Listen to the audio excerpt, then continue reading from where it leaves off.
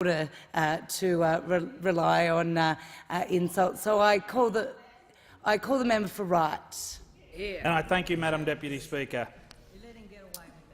How extraordinary that the segue into my speech that we would talk about quotes, because there is no more chilling quote when it comes to the carbon tax of this nation than a Prime Minister that stood 4 days before the last election and said there would be no carbon tax under a government I lead.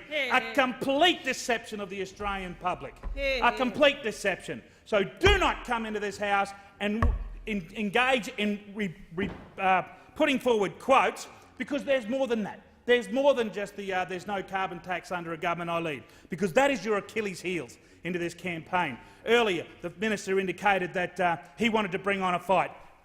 Well, let me assure you, when it comes to the next election, do not bring a knife to a gunfight. It will be a bloodbath at the election. And if you had any guts, you would muscle up and you would bring on an election right now, because the Australian people had it up to here with the deception and the deceit that this government has taken under the impact of carbon tax. And just in case you thought that the Prime Minister was misquoted, just in case you thought that she might have been out there on her own, I'll draw your attention to other quotes from the Treasurer. And I think the quote went something along the lines of that it's absolutely hysterical that somehow we are moving to a carbon tax. Absolutely hysterical. Well, what's hysterical is that we are standing here in the Australian Parliament still debating the carbon tax. Which is a reality. Since this carbon tax has been introduced to the House, Madam Deputy Speaker, it has had no less than eight changes to it. This is a moving feast. My colleague earlier today raised and highlighted those 8 issues, but let me just bring to the attention of some of them. Eloquently, of course. Member for Flinders. One of the fundamentals of the introduction of the carbon price that Labor introduced was that it would be connected to a floor price. That was fundamental to the introduction, that it would, and to quote the Prime Minister, well, we've had enough quotes for the day, but to quote the Prime Minister, it was to give business stability as we learned how to to give certainty so that we could get used to the transition. Well, that's gone.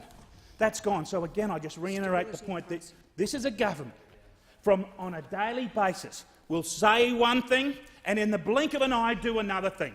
Continually, nearly daily, we are seeing this transition of paranoia on reference to standing on policy jump all over the place. Also halting the announcement of support for the industry via the Clean Technology Investment Grants. I can hardly catch up with the amount of changes, given that there have been 8 more recently. This carbon tax is nothing more than a tax on electricity. We are told continuously that mums and dads will not pay the carbon tax. Exactly, and it is rubbish. It will go into the pockets of every mum and dad. This government will put their hands into the pocket of every business, everyone that relies on a fridge, on a toaster, on a kettle. The carbon tax, you will not be able to escape it. It is purely a tax on electricity. Now, the previous speaker spoke about our colleagues in Queensland with reference to the cuts that they're having to make to the budget up there. And of course, Queensland will not be able to disappear from the tentacles of the carbon tax. But as a result of this government's, or the Labor government's, capacity to run an economy, let me remind Australia and let me remind this parliament as to why these dreadful cuts up there are having to be undertaken at the moment.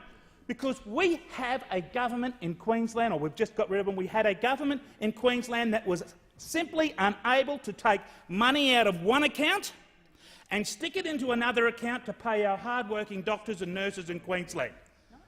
For years and years and years, that task was beyond them.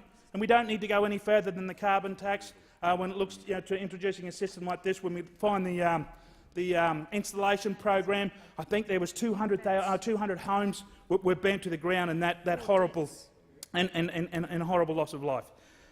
Madam Deputy Speaker, don't just take my word on how much this carbon tax is affecting the economy. The growth in GDP of 0.06 in the June quarter was less than half of 1.4 recorded in the March quarter. Now, I want to make sure that you get that. The growth of GDP of 0.06 in the June quarter was less than 1.4 recorded in the March quarter. And much of the surprise about the growth in the June quarter was due to government spending. The government sector, because the government come in here daily and tell you how strong the economy is. Now, yes, there are some strong indicators in our economy, but I can assure you that the strong indicators in our economy are not due to fiscal management. They are due to supply and demand, push and pull indicators on our government. So basically that just means we're very good at digging up red and black rocks and selling them to our trading partners. But when it comes to internal fiscal management, the government sector directly contributed 0.05% growth to GDP through its consumption and investment. On top of this, the June quarter results included the effects of government's sugar hit, of the school kids bonus and the carbon tax compensation package, totalling $2.8 billion. This in turn boosts household deposit income spending for that quarter. When we look at the engine room of the economy, our small business sector and our corporate sector, company profitability continued to deteriorate, and the corporate gross operating surplus declined for the third consecutive quarter. Company profitability will further impacted by rising input costs in coming quarters, such as rising electricity costs and transitional costs.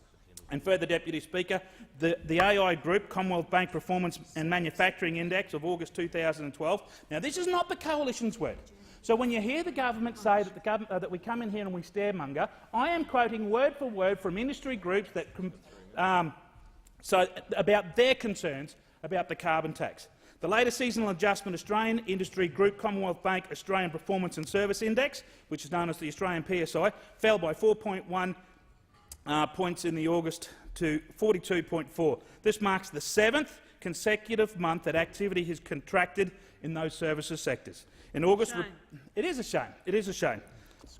The fact that no services or subsectors, not one, reported growth in sales for new orders this month. The only one that did was the finance and insurance subsector, recorded a reading of above 50 points. The reasons business identified as contributing to the poor performance included weak consumer demand, which is built on the back of lack of business confidence. And why do people have lack of business confidence? Because of increasing taxes.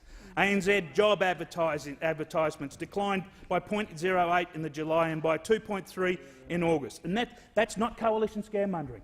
That's from the ANZ Job Advertising Index.